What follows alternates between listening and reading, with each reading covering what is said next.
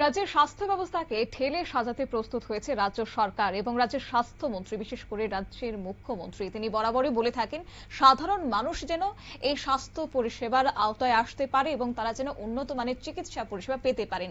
তাই সেক্ষেত্রে বহু প্রকল্প আনা হচ্ছে, ব্যাপক খরচ করা হচ্ছে, কিন্তু বেশ কিছু ক্ষেত্রেই লক্ষ্য করা যাচ্ছে যে একাংশ আমলা এবং চিকিৎসকদের বদান্যতা, এবং যার কারণে খেসারত দিতে হচ্ছে রোগী সহ তার আত্মীয় পরিজনদের এবং বেহাল স্বাস্থ্য ব্যবস্থার অভিযোগ উঠে আসে। কিন্তু সেক্ষেত্রে আজ লক্ষ্য করা গেছে এই বেহাল স্বাস্থ্য পরিষেবার কারণে ক্ষোভ উগরে দিয়েছে কংগ্রেসের নেতৃত্বরা। বিক্ষোভে সামিল হয়েছে ধর্মনগর জেলা হাসপাতালে কংগ্রেসের বিক্ষোভ, বকেয়া বেতন এবং আইসিইউ চালুর দাবিতে ডেপুটেশন। ধর্মনগর জেলা হাসপাতালের বেহাল পরিষেবা, সাফাই কর্মীদের বকেয়া বেতনের দাবিতে সরব হয়েছে জেলা কংগ্রেস। শনিবার জেলা কংগ্রেসের উদ্যোগে একটি বিশাল প্রতিবাদ মিছিল এবং উত্তর জেলা স্বাস্থ্য দপ্তরের মুখ্য আধিকারিকের অফিসের সামনে ধর্ণা কর্মসূচি সংঘটিত করে। উত্তর ত্রিপুরা জেলার ধর্মনগর জেলা হাসপাতালের পরিষেবা নিয়ে তীব্র ক্ষোভ উগরে দিয়েছে এলাকার মানুষজন। হাসপাতালের সাফাই কর্মীদের 4 মাসের বকেয়া বেতন মেটানো এবং দ্রুত আইসিইউ পরিষেবা চালু করার দাবিতে আজ উত্তাল হয়ে পড়েছে ধর্মনগর শহর। এই দাবিতে সিএমও অফিসের সামনে বিশাল বিক্ষোভ প্রদর্শন করেছে জেলা কংগ্রেস নেতৃত্ব। কি উঠে আসছে বিস্তারিত শুনুন।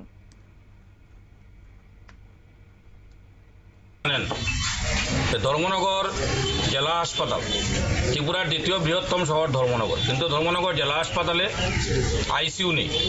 এখানে রুগী আসলেই রুগীকে রেফার করে দেওয়া হয়।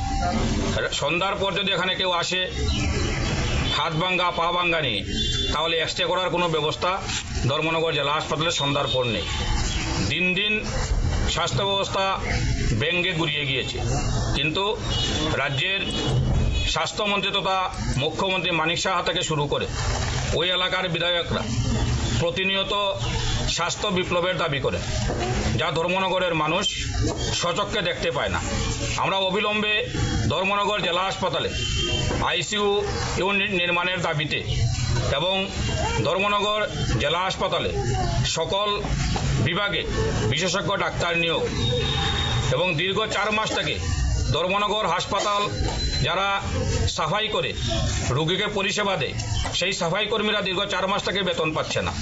তাদের মুখ থেকে শোনা কথা অনুযায়ী ওনারা দৈনিক 306 টাকা পাওয়ার কথা, যা মাসে 9,180 টাকা দাঁড়ায়, কিন্তু প্রতি মাসে ওনাদেরকে 6,000 টাকা বেতন দেওয়া হয়। 3,180 টাকা কোনো অজ্ঞাত ব্যক্তিরা আত্মসাৎ করে। এই যে দুর্নীতি ধর্মনগর জেলা হাসপাতালে চলছে, সেই দুর্নীতিগ্রস্ত লোকদের অবিলম্বে আইনের আওতায় এনে এবং ধর্মনগর জেলা হাসপাতালে আইসিইউ এবং বিশেষজ্ঞ ডাক্তার নিয়োগের দাবিতে আজকে আমাদের এই গণধর্ণা। আমরা সিএমও সাহেবের সঙ্গে কথা বলতে এসেছিলাম, কিন্তু প্রায় আধা ঘন্টার সময় অতিক্রান্ত হয়েছে। সিএমও সাহেব এখনো ওনার চেম্বার থেকে এসে আমাদের সৌজন্যতা দেখানোর প্রয়োজন মনে করেননি। রাজ্য সরকারের উন্নত স্বাস্থ্য পরিষেবার যে স্বপ্ন এবং যে বাস্তবায়নে রূপ দেওয়ার চেষ্টা করছে, সেটাকে কার্যত ব্যর্থতার দিকে ঠেলে দিচ্ছে কিছু দায়িত্বপ্রাপ্ত কর্তা ব্যক্তিরা। আর প্রথমত আজকে যে বিষয় উঠে এসেছে, হাসপাতালে সাফাই কর্মীদের বিগত 4 মাসের আটকে থাকা বেতন অবিলম্বে মিটিয়ে দিতে হবে। আর দ্বিতীয়ত হচ্ছে জেলা হাসপাতালের আইসিইউর সমস্ত পরিকাঠামো থাকা সত্ত্বেও কেন দীর্ঘদিন ধরে এই পরিষেবাকে বন্ধ রাখা হয়েছে, তা নিয়ে আধিকারিকদের জবাবদিহি করতে হবে বলে তারা জানিয়েছেন। কংগ্রেস নেতৃত্বের হুঁশিয়ারি হচ্ছে, অতি দ্রুত এই সমস্ত দাবি পূরণ না করা হলে আগামী দিনে তারা আরো বৃহত্তর আন্দোলনে নামতে বাধ্য হবেন। নিয়ে নিচ্ছি ছোট্ট একটি বিজ্ঞাপন বিরতির সঙ্গে থাকুন।